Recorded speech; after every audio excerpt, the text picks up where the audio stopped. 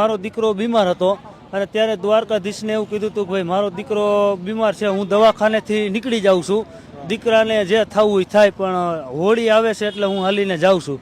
પણ હું હાલતો થયો ને ત્રીજે દિવસે દવાખાનેથી રજા થઈ ગઈ હતી.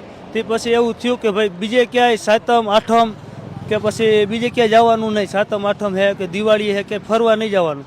અમારે હોળીનો તહેવાર આવે પછી મારા પપ્પા ના પાડે કે મારા ઘરના કોઈ પણ સભ્ય ના પાડે તો રહેવાનું નહીં, તો ભાગી જ જવાનું, દ્વારકા તો જવાનું જ. 7 વર્ષથી તમે આવો? 7 વર્ષથી હું આવું. તમારા દીકરાની માનતા હતી એટલે? દીકરાની માનતા એક જ વર્ષ હતી, પણ ટૂંકમાં આપણને એવો ભરોસો બેહી ગયો કે ભાઈ આના સિવાય બીજું દુનિયામાં કાંઈ છે નહીં. હા, દ્વારકા વાળો એક જ સાચો હશે.